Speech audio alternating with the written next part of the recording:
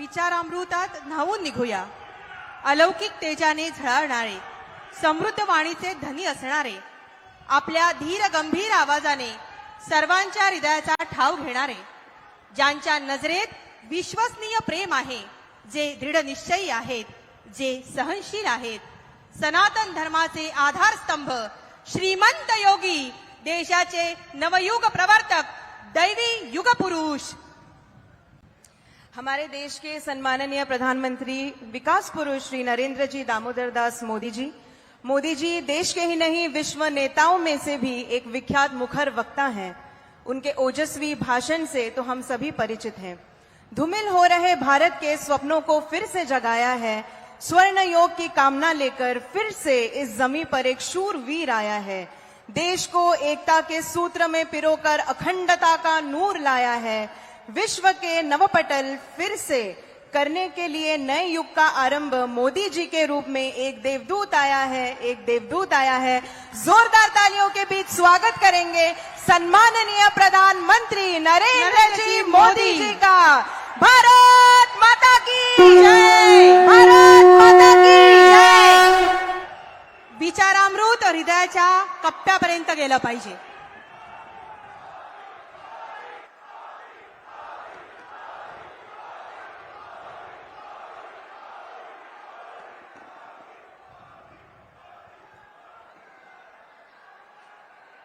भारत माता की,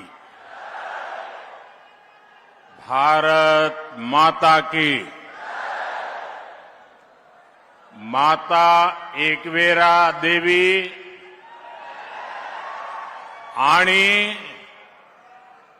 यहां मोगी माता चरणी मी कोटी कोटी नमन करतो. धुळ्यातील सर्वांना राम राम.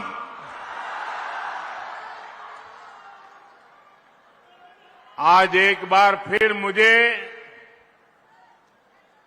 भगवान खंडोबा का आशीर्वाद लेने का सौभाग्य मिल रहा है. धुळे की ये धरती और महाराष्ट्र से मेरा अपनापन आप सब भली भांति जानते हैं. महाराष्ट्र से मैंने जब भी कुछ मांगा है, महाराष्ट्र के लोगों ने दिल खोलकर मुझे अपना आशीर्वाद दिया है.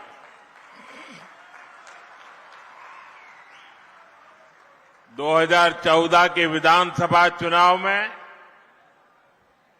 मैं आपके बीच धुळे आया था.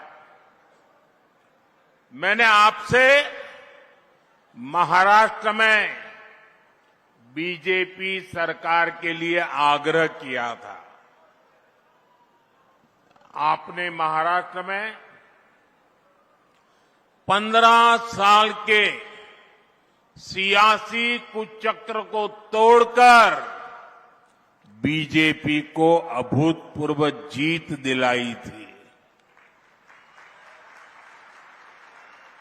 और आज एक बार फिर मैं धुळे की धरती पर आया हूं.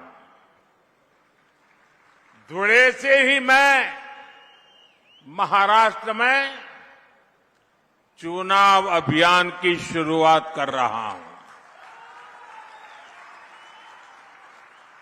आपका ये प्यार, ये अपार जन समर्थन, ये जन समूह, जितने लोग पंडाल में हैं उससे ज्यादा पंडाल के बाहर है.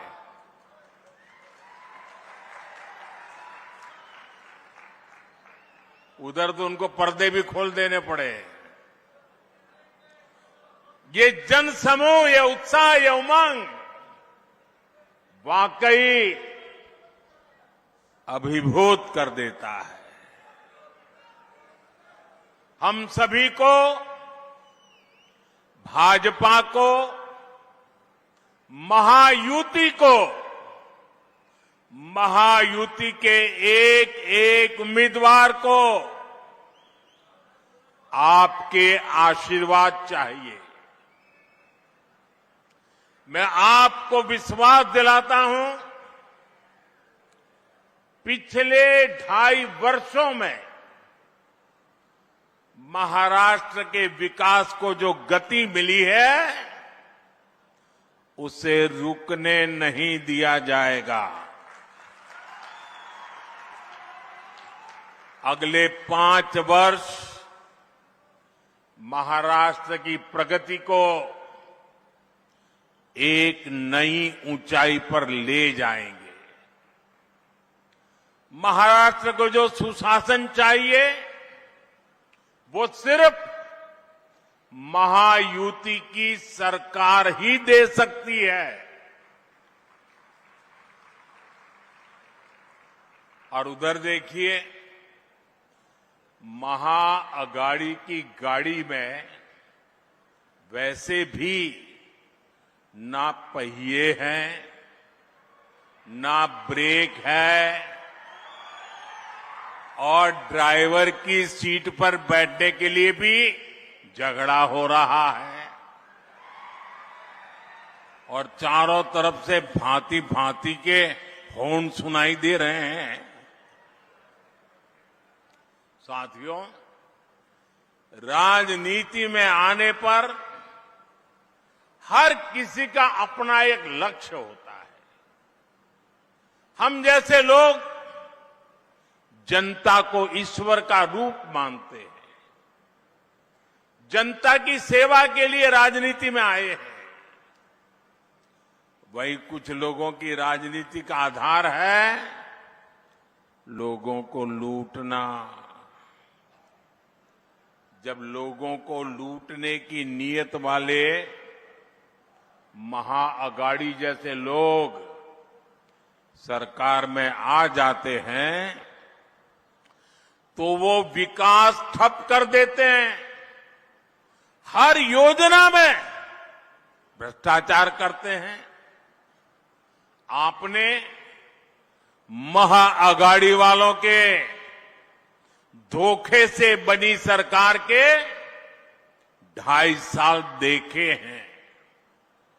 इन लोगों ने पहले सरकार लूटी और फिर महाराष्ट्र के आप लोगों को भी लूटने में वो लग गए थे। इन लोगों ने मेट्रो परियोजनाओं को ठप कर दिया, वाढवण पोर्ट के काम में अड़ंगा लगा दिया, समृद्धि महामार्ग बनने में रुकावटें पैदा की। अघाड़ी वालों ने हर उस योजना पर रोक लगा दी जिसे महाराष्ट्र के लोगों का भविष्य निश्चित उज्जवल होने वाला था। साथियों, ये हालत तब बदले जब आपके आशीर्वाद से यहां महायुति की सरकार बनी। महायुति के 2.5 वर्षों में महाराष्ट्र ने विकास के नए रिकॉर्ड बनाए। शिंदे जी की कमान में 2.5 वर्षों में महाराष्ट्र को उसका गौरव वापस मिला है, विकास का भरोसा वापस मिला है। और इसलिए मैं महाराष्ट्र के मतदाताओं से आग्रहपूर्वक कहूंगा, आप सबको याद रखना है, भाजपा महायुती आहे तर गती आहे। महाराष्ट्राची प्रगती आहे। साथियों, मैं आज महायुति को बहुत बहुत बधाई देना चाहता हूं। महायुति ने महाराष्ट्र को नई समृद्धि देने वाला वचननामा जारी किया है। महायुति के 10 संकल्पों की बहुत चर्चा हो रही है। शिंदे जी, मेरे मित्र देवेंद्र फडणवीस जी और अजित पवार जी ने जनता के सुझावों से ये शानदार वचननामा तैयार किया है।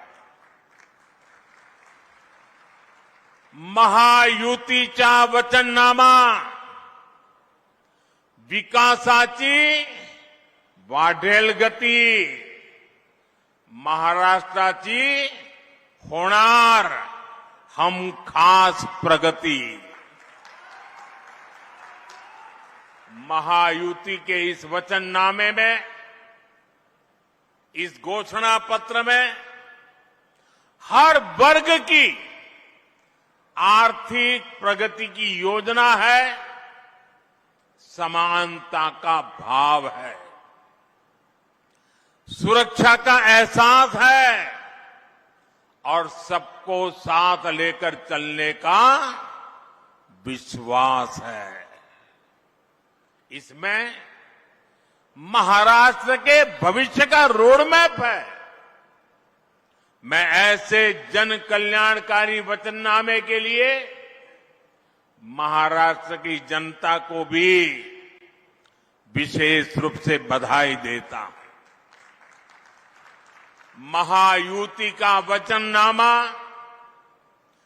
विकसित महाराष्ट्र का आधार बनेगा, विकसित भारत का आधार बनेगा। साथियों, यहां इतनी बड़ी संख्या में हमारी माताएं, बहनें, बेटियां आई है, दूर दूर तक मैं देख रहा हूं। विकसित महाराष्ट्र, विकसित भारत के लिए हमारी बहनों, बेटियों का जीवन आसान बनाना, उन्हें सशक्त करना बहुत जरूरी है। जब महिलाएं आगे बढ़ती हैं तो पूरा समाज तेजी से प्रगति करता है। इसलिए पिछले 10 वर्षों में केंद्र सरकार ने महिलाओं को केंद्र में रखकर अनेक बड़े बड़े फैसले लिए हैं। पिछली सरकारों ने सैनिक स्कूलों से लेकर काम के कई क्षेत्रों में महिलाओं का रास्ता रोका हुआ था। ये मोदी है, उसने वो सारे बंधन हटाए, महिलाओं को ज्यादा से ज्यादा क्षेत्रों में काम के अवसर दे दिए, सारे दरवाजे खोल दिए। हमने नारी शक्ति बंधन अधिनियम के जरिए विधानसभाओं और संसद में महिलाओं को आरक्षण का अधिकार दिया। शौचालय से लेकर गैस सिलेंडर तक हर योजना के केंद्र में हमारी माताएं, बहनें ही रही है। हमने जब इन योजनाओं को शुरू किया था तब कांग्रेस के लोग हमारा मजाक उड़ाते थे, लेकिन आज वही योजनाएं महिला सशक्तिकरण का पर्याय बन गई है। मुझे खुशी है कि महाराष्ट्र की महायुति सरकार भी हमारे विजन को आगे बढ़ा रही है। माताओं को, बहनों के लिए यहां अनेक योजनाएं शुरू की गई है। आज महाराष्ट्र में हर डॉक्यूमेंट पर माता का नाम अनिवार्य कर दिया गया है। महायुति सरकार के इस फैसले का हर किसी ने खुले दिल से स्वागत किया। मुझे खुशी है कि महाराष्ट्र पुलिस में 25,000 बेटियों की भर्ती से एक नया विश्वास पैदा होने वाला है, महिलाओं का सामर्थ्य बढ़ने वाला है और महिला सुरक्षा बढ़ेगी और बेटियों को रोजगार भी मिलेगा। साथियों, हमारी सरकार महिलाओं के सशक्तिकरण के लिए जो कदम उठा रही है वो कांग्रेस और उसके गठबंधन को बर्दाश्त नहीं हो रहा है। आप जानते हैं कि महायुति सरकार की माझी लाड़की बहन योजना, ये माझी लाड़की बहन योजना की सिर्फ महाराष्ट्र में नहीं, देश के हर कोने में चर्चा है। लेकिन कांग्रेस माझी लाड़की बहन योजना को बंद करवाने के लिए भांति भांति साजिशें रच रही है। कांग्रेस के इकोसिस्टम वाले लोग इस योजना के खिलाफ कोर्ट तक पहुंच गए हैं। कांग्रेस और उसके साथियों ने ठान लिया है कि अगर उन्हें सत्ता मिली तो सबसे पहले इस योजना को बंद कर देंगे।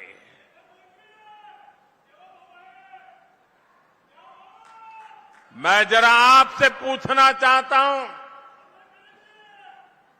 क्या महिलाओं के लिए ये योजना चलनी चाहिए कि नहीं चलनी चाहिए? महिलाओं को लाभ मिलना चाहिए कि नहीं मिलना चाहिए?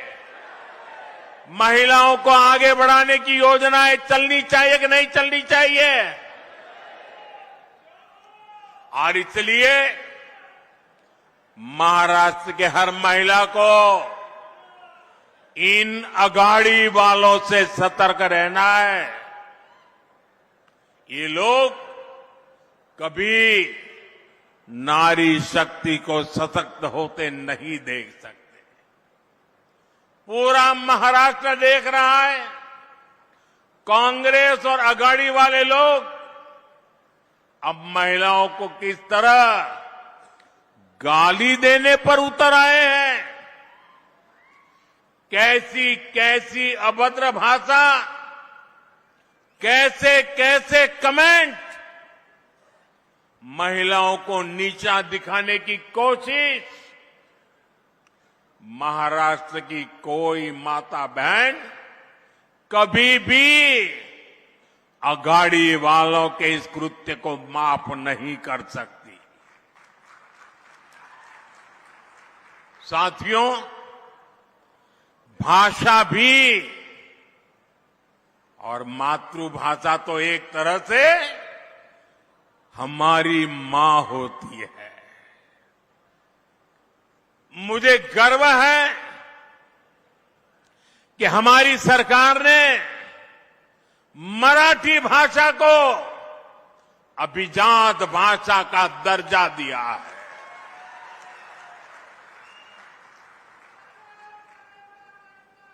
इस फैसले के बाद मुझे देश और दुनिया भर के मराठी भाषी लोगों के संदेश मिल रहे हैं। लोग इस फैसले से भावुक हैं।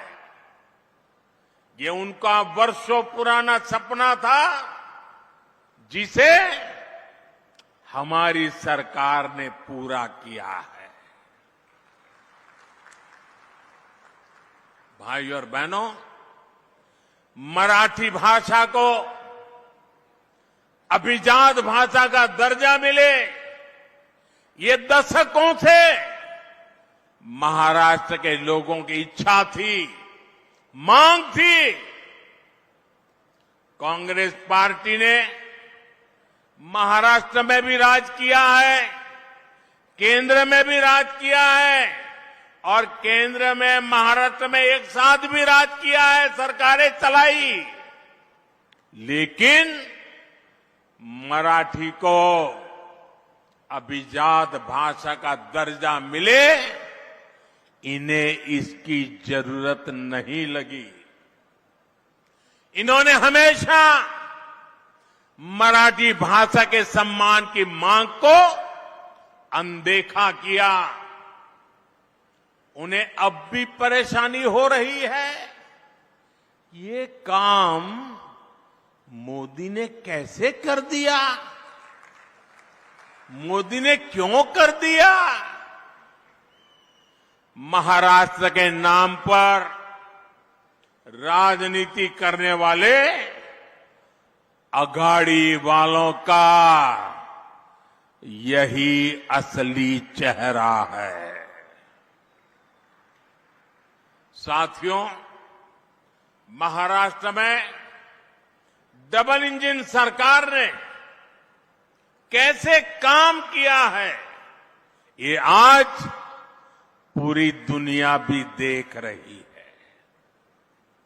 आज विदेशी निवेश में, नए अवसरों में महाराष्ट्र पहली पसंद है। लगातार 2 साल तक महाराष्ट्र विदेशी निवेश में नंबर 1 रहा है। इस साल के पहले 3 महीने में 50% से ज्यादा, 50% से ज्यादा विदेशी निवेश अकेले मेरे महाराष्ट्र में आया है। महाराष्ट्र को सभी निवेश परियोजनाओं में प्राथमिकता दी जा रही है। इलेक्ट्रॉनिक वाहन परियोजना, ग्रीन एनर्जी और सोलर प्रोजेक्ट, स्टील प्रोजेक्ट, ऐसे कितने ही प्रोजेक्ट महाराष्ट्र के अलग अलग हिस्सों में स्थापित किए जा रहे हैं। भारत का सबसे बड़ा पोर्ट, पूरे हिंदुस्तान का सबसे बड़ा, ये पोर्ट भी, बंदरगाह भी हमारे महाराष्ट्र में बन रहा है। इंफ्रास्ट्रक्चर के बड़े प्रोजेक्ट से महाराष्ट्र में नए अवसर तैयार हो रहे हैं। साथियों, और जिस दिन मैं वाधवान पोर्ट के शिलान्यास के लिए आया था, उस दिन हमारे देवेंद्र जी ने पब्लिक में एक इच्छा व्यक्त की थी। उन्होंने कहा था कि हिंदुस्तान का सबसे बड़ा बंदरगाह बन रहा है, मोदी जी इतना सारा कर रहे हो, हजारों करोड़ लगा रहे हो, तो वहां एक एयरपोर्ट भी बना देना। उस दिन तो मैं चुप रहा था, लेकिन भाइयों बहनों, जैसे ही आचार संहिता खत्म होगी, जैसे ही महाराष्ट्र में महायुति की शपथ विधि हो जाएगी, मैं महाराष्ट्र सरकार के साथ बैठ करके देवेंद्र जी की इच्छा कैसे पूरी हो, इस बात के लिए काम करूंगा।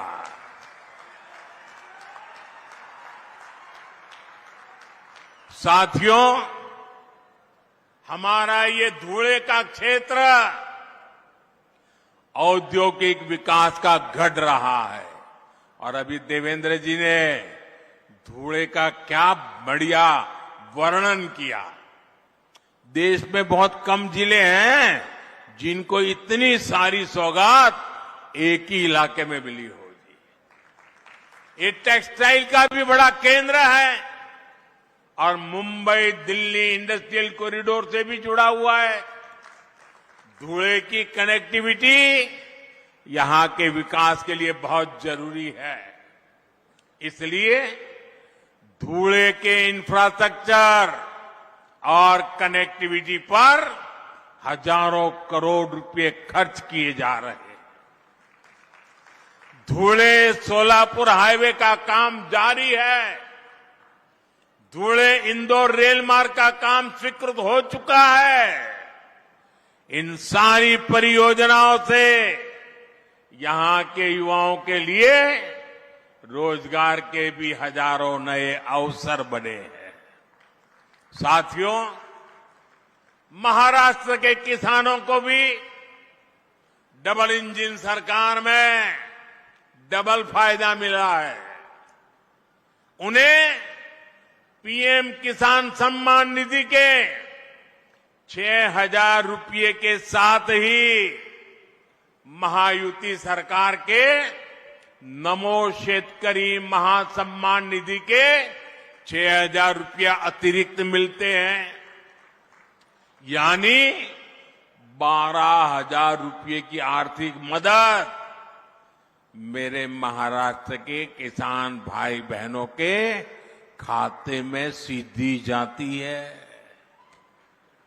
अब एक कदम आगे बढ़ते हुए महायुति की सरकार ने इस राशि को 15,000 रुपये तक बढ़ाने की घोषणा की है।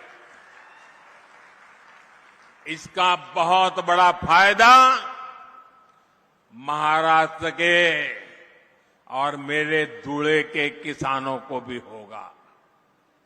केंद्र सरकार ने पिछले 10 वर्षों में किसानों के लिए जो काम किए हैं, उनसे कांग्रेस के खोदे गए गड्ढों को भरने में काफी मदद मिली है। आज किसानों के पास फसल बीमा की सुरक्षा है। किसानों को सस्ती बिजली के लिए सोलर पंप दिए जा रहे हैं। किसान की फसलों की खरीदारी भी आज रिकॉर्ड स्तर पर हो रही है। फसलों पर एमएसपी के दाम भी लगातार बढ़ाए गए हैं। यही बीजेपी और महायुति का संकल्प भी है और हमारा किसान खुशहाल हो और देश समृद्ध बने। साथियों, यहां धुले और आसपास के क्षेत्र में बड़ी संख्या में मेरे आदिवासी भाई बहन रहते हैं। सूरत के तो हम पास पड़ते हैं जी, आपके बिल्कुल एकदम सीधे पड़ोसी हैं और इसलिए मैं इस इलाके से भी काफी परिचित रहा। बीजेपी ने हमेशा सबका साथ सबका विकास की नीयत से काम किया है। इस संकल्प का प्रमुख हिस्सा हमारा आदिवासी समाज भी है। ये वो समाज है जिनका देश की आजादी में, देश के विकास में महत्वपूर्ण योगदान रहा है। लेकिन कांग्रेस और उसके साथियों ने कभी आदिवासी गौरव, आदिवासी स्वाभिमान पर ध्यान नहीं दिया।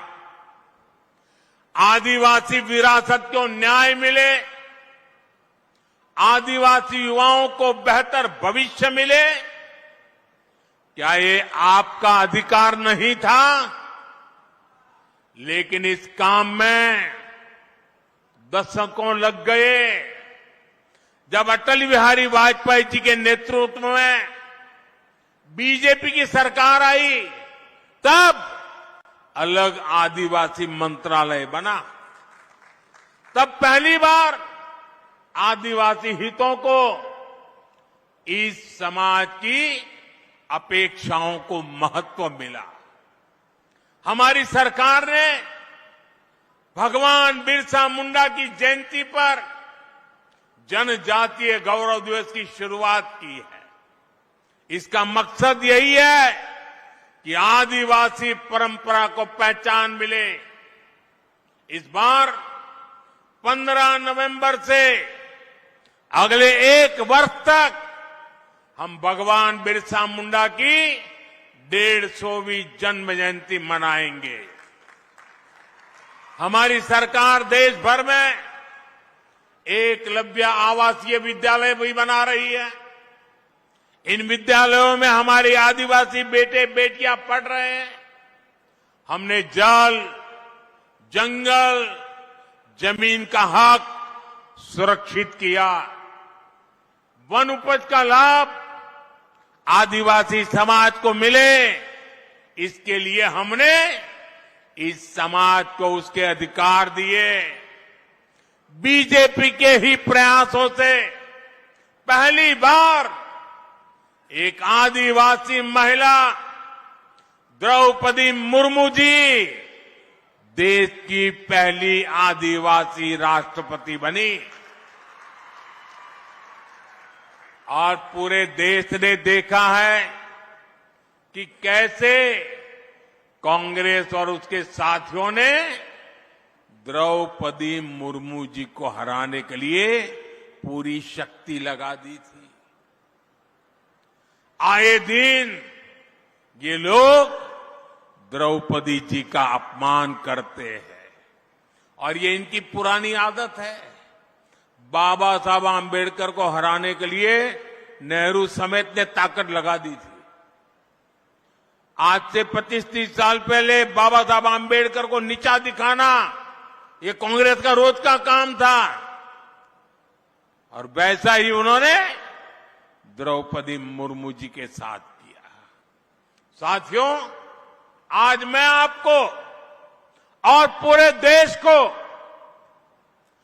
कांग्रेस और उसके साथियों की एक बहुत खतरनाक साजिश से आगाह करने के लिए आया हूं और इस आदिवासी क्षेत्र में आया हूं तब मेरा ये दर्द कर्तव्य बनता है। इस खतरनाक खेल से मैं महाराष्ट्र को, देश को, मेरे आदिवासी भाई बहनों को सजग करूं। कांग्रेस द्वारा एक जाति को दूसरी जाति से लड़ाने का खतरनाक खेल खेला जा रहा है और ये खेल इसलिए खेला जा रहा है क्योंकि कांग्रेस कभी दलितों, पिछड़ों, आदिवासियों को आगे बढ़ते नहीं देख सकती। यही कांग्रेस का इतिहास है। आजादी के समय हमारे बाबा साहब आम्बेडकर ने बहुत कोशिश की थी कि शोषितों, वंचितों को आरक्षण मिले, लेकिन नेहरू जी अड़े हुए थे कि किसी भी कीमत पर दलितों, पिछड़ों, आदिवासियों को आरक्षण नहीं दिया जाएगा। बहुत मुश्किल से बाबा साहब दलितों और आदिवासियों के लिए आरक्षण का प्रावधान करा पाए, उनको लड़ाई लड़नी पड़ी। नेहरू जी के बाद इंदिरा जी आई, उन्होंने भी आरक्षण के खिलाफ ऐसा ही रवैया जारी रखा। उनका भी मकसद यही था कि किसी भी कीमत पर एससी, एसटी, ओबीसी को प्रतिनिधित्व न मिल पाए। ये लोग चाहते थे कि एससी, एसटी, ओबीसी हमेशा कमजोर रहे, इंदिरा जी के बाद राजीव गांधी आए, उनकी भी सोच और अप्रोच अपने खानदान से अलग नहीं थी। राजीव गांधी ने भी ओबीसी आरक्षण का खुल करके विरोध किया था। ये लोग जानते थे कि एससी, एसटी, ओबीसी अगर ये समाज मजबूत हो गया तो उनकी राजनीति की दुकान का शटर गिर जाएगा। राजीव गांधी के बाद अब इस परिवार की चौथी पीढ़ी इस खतरनाक भावना के साथ उनके युवराज काम कर रहे हैं। कांग्रेस का एकमात्र एजेंडा है किसी भी तरह एससी समाज की एकता को तोड़ो, एसटी समाज की एकता को तोड़ो, ओबीसी समाज की एकता को चकनाचूर कर दें। कांग्रेस चाहती है कि एससी समाज अलग अलग जातियों में बिखरा रहे ताकि एससी समाज की सामूहिक शक्ति कमजोर पड़ जाए। कांग्रेस चाहती है कि ओबीसी समाज भी अलग अलग जातियों में बटा रहे ताकि ओबीसी के तौर पर उनकी जो एकजुटता की पहचान बनी है, ये ओबीसी अगर ओबीसी रहे तो उनकी ताकत बढ़ जाएगी।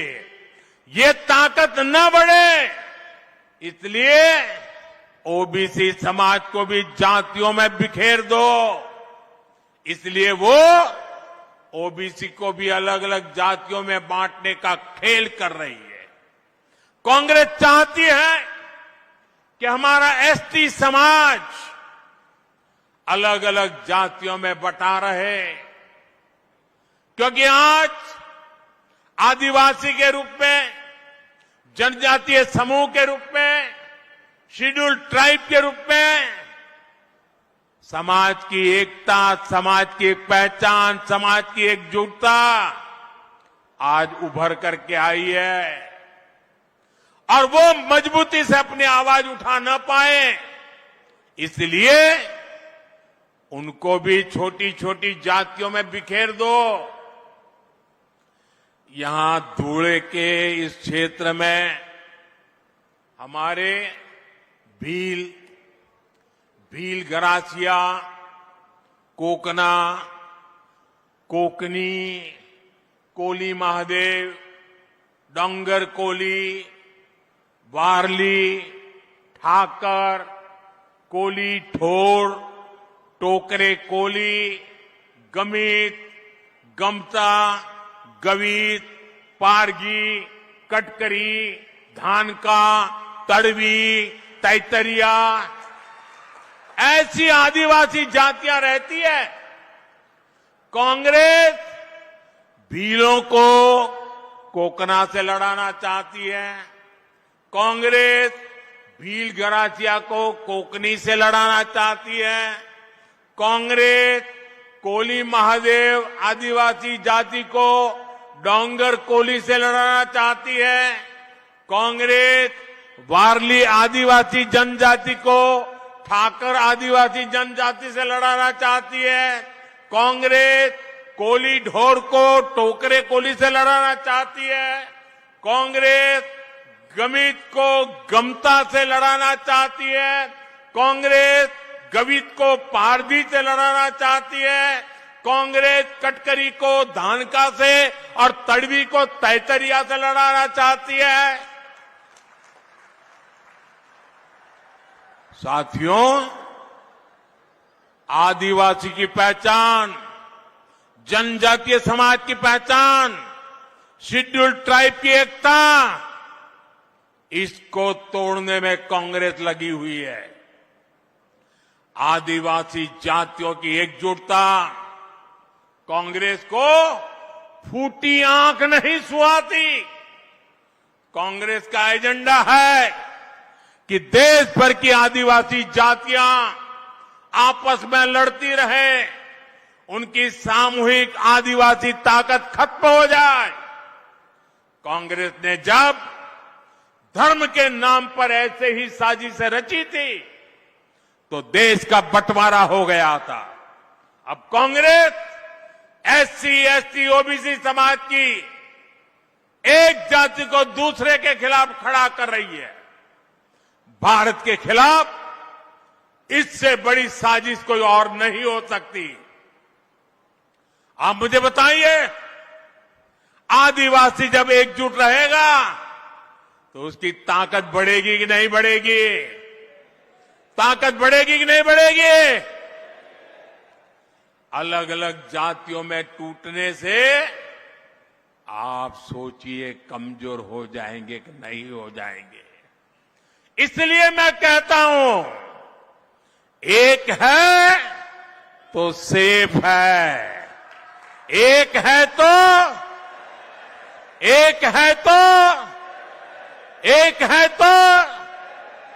हमें एकजुट रहकर कांग्रेस के खतरनाक खेल को नाकाम करना है और विकास के रास्ते पर आगे बढ़ते रहना है।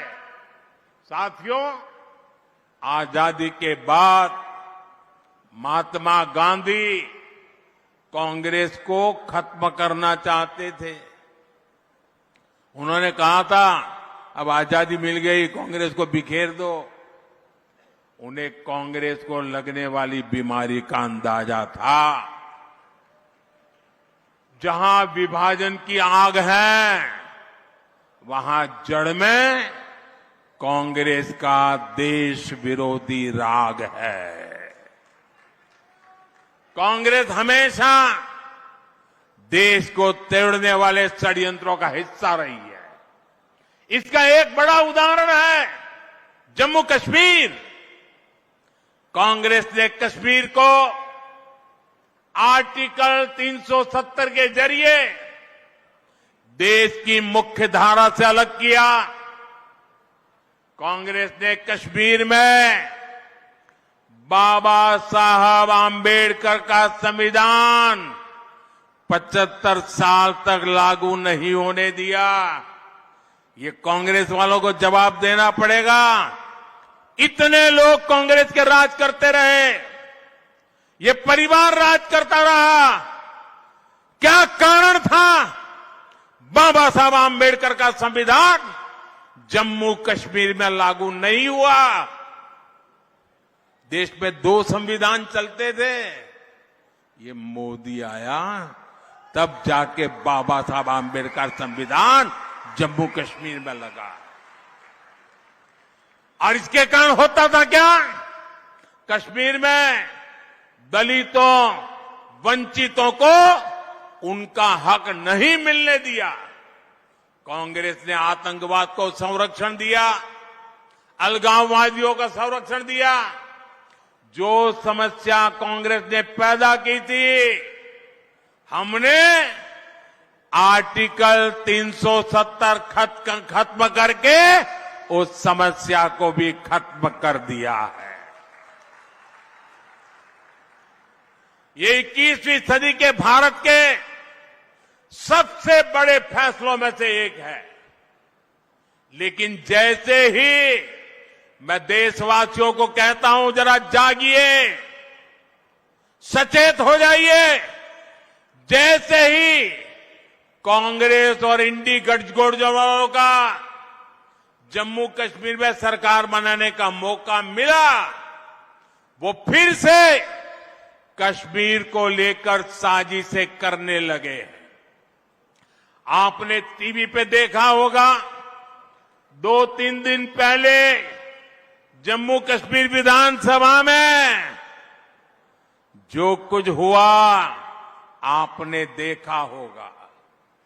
कांग्रेस गठबंधन वहां फिर से आर्टिकल 370 लागू करने का प्रस्ताव पारित किया है दोस्तों। क्या यह देश स्वीकार करेगा? आप सहमत होंगे? कश्मीर को तोड़ने का कांग्रेस का एक कारनामा आपको मंजूर है? आर्टिकल 370 के समर्थन में विधानसभा के भीतर बैनर लहराए गए। जब बीजेपी के विधायकों ने जी जान से उसका विरोध किया तो उन्हें उठा उठा करके सदन के बाहर फेंक दिया गया। कांग्रेस और उसके साथियों की एक घिनौनी सच्चाई पूरे देश को, पूरे महाराष्ट्र को समझनी होगी। कांग्रेस गठबंधन एक तरफ जम्मू कश्मीर से भारत का संविधान हटाने का प्रस्ताव पास करता है। कांग्रेस ने जो प्रस्ताव पारित किया है ना, इससे बाबा साहब का संविधान जो मोदी वहां ले गया है ना, वो फिर वापस कर देंगे और जम्मू कश्मीर में बाबा साहब के संविधान को घुसने नहीं देंगे। और दूसरी तरफ यही कांग्रेस, उनका गठबंधन यहां महाराष्ट्र में आकर संविधान की झूठी किताब लहराता है, कोरे कागज वाली। ये कोरे कागज वालों की कटी पतंग का जमाना आ गया है।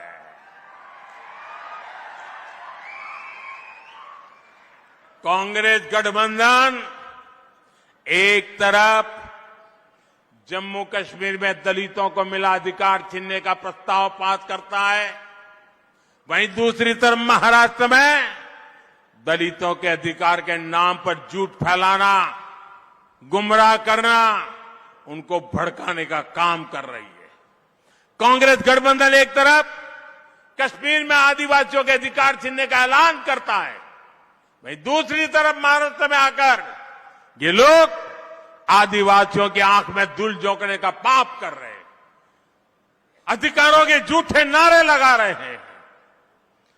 आजादी के 75 साल बाद जम्मू कश्मीर में बाबा साहब का संविधान लागू हुआ है, लेकिन ये कांग्रेस और उसके साथियों को ये बर्दाश्त नहीं हो रहा है।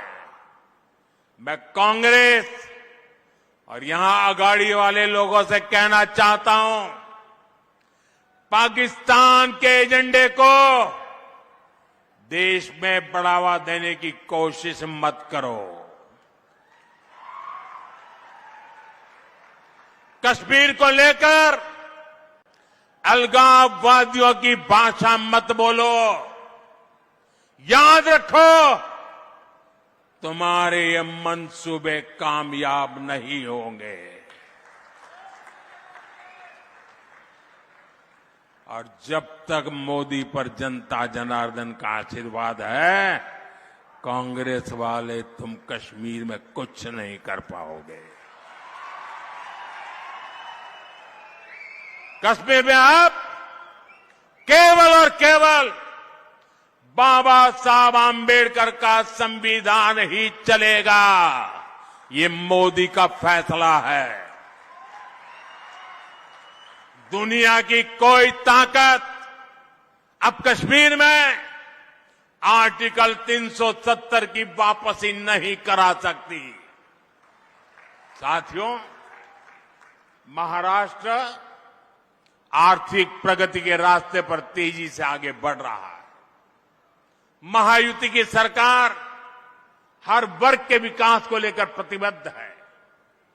आज प्रदेश में इंफ्रास्ट्रक्चर के जो काम हो रहे हैं, जन कल्याण की जो योजनाएं चल रही है, महिलाओं, युवाओं, आदिवासियों के हित को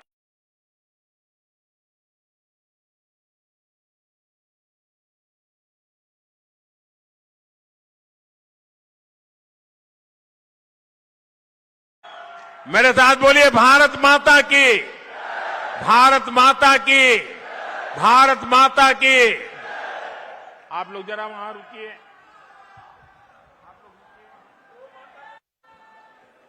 तोड़ना है हर पिंजरा, मेरी उड़ान अभी बाकी है। तोड़ना है हर पिंजरा, मेरी उड़ान अभी बाकी है। मंजिले जमी भर नहीं, आसमान अभी बाकी है।